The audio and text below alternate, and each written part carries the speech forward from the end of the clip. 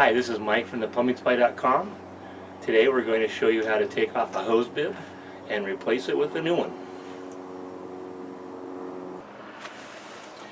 We're going to replace this hose bib because, as you can see, it's leaking. But before we do anything, we need to go turn off the water supply to the house. Okay, we found the shut-off valve to the house. So all we're going to do is just close the valve. It's very nice when it's just a quarter-turn ball valve. Makes it real sweet and easy. Otherwise, we have to go and to the main box and turn it off at the street. But this makes it real nice. Now we're going to make sure the water is off. We're going to open up the valve and let all the water come out of it.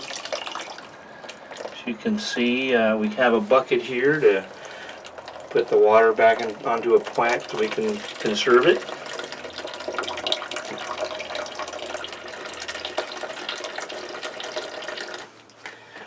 Okay, we're now going to take the hose bib off. First, we're going to put a pipe wrench on the pipe itself to keep it from turning. And then we're going to put a crescent wrench onto the hose bib to loosen it off.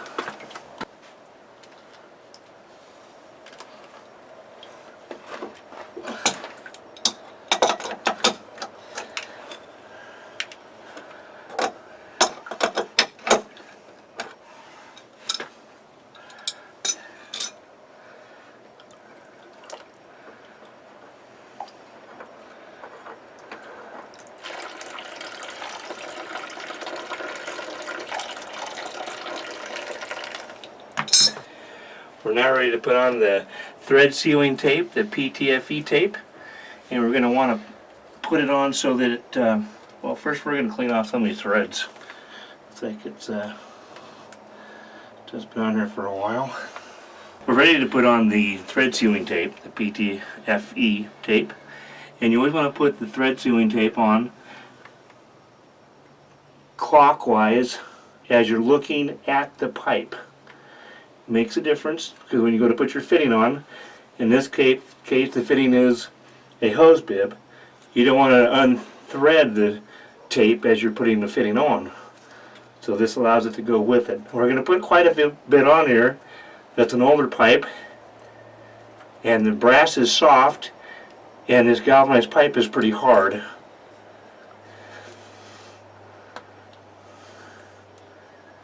Alright. Now that we're ready to put on the hose bib, we're going to start it hand tighten only to get it started. Make sure it's grabbing the threads correctly.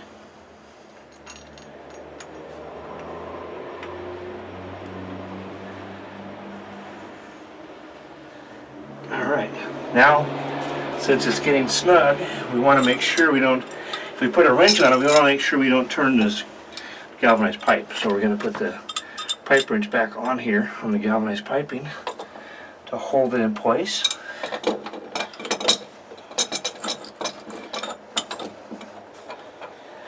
And tighten the hose bib.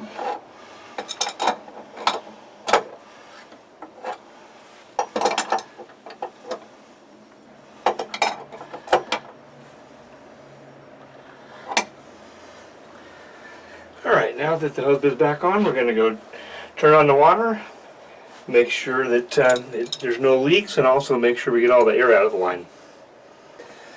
Before we go turn the water back on, we want to make sure we have this valve turned off. So make sure it's all turned off, and now we're ready to go turn the water back on. Alright, we're ready to turn the water back on.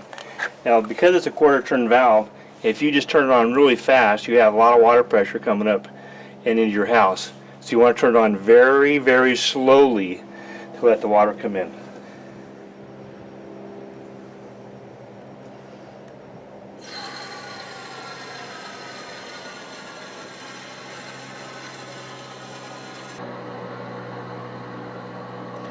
It's filling up the entire house right now, wherever all the pipes that were drained. So now you hear the sounds quit, so now we can open it up all the way. If you open it up all the way just real quickly, you have a chance of blowing something out, because the lines are, all that water's coming up with the force. It's going to hit your angle stops, in your house, and it could cause problems. Okay, we're back at the hose bib again, and we're checking for leaks. Don't feel any, don't see any. It's all dry. So now we're going to open the hose bib, make sure it's working.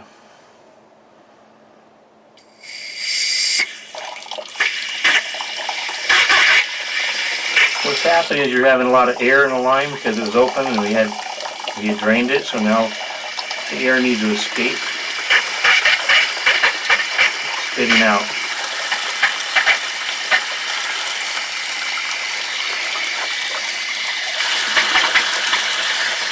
You usually want to run it until it stops spitting. Make sure you have all the air out.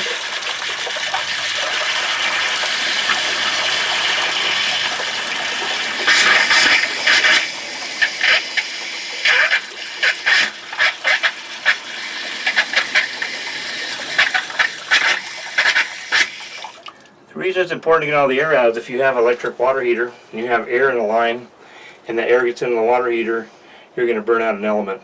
So we want to make sure all the air is out of the line. Hi, this is Mike Palmer from the PlumbingSupply.com. Thank you for watching our video about changing a hose bib.